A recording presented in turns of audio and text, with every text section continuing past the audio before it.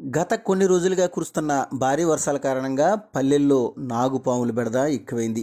తాజాగా doctor BR Ambedkar Konaseema జిల్లా Amalapuram rural మండలం బండాలంక గ్రామంలోని ఒక ఇంట్లోకి 5 అడుగుల భారీ త్రాసుపాము చొరబడి హల్చల్ చేసింది.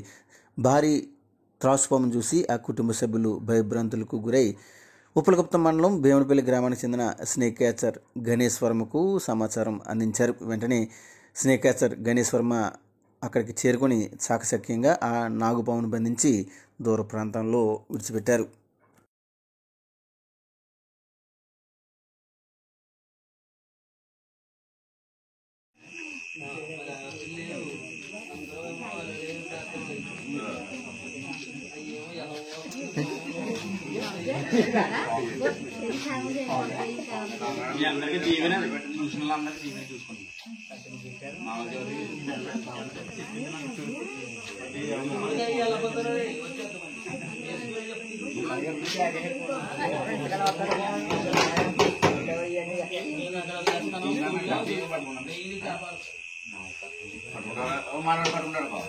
అందరూ పట్టుకుంటారు 2 లక్షలకి హింస కట్టాలి.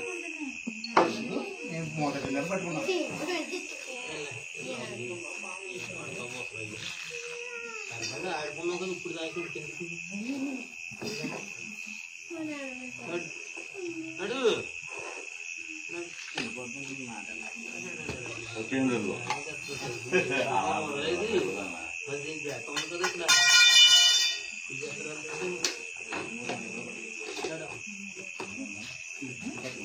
పట్టుకుంది కదా ఒకసారి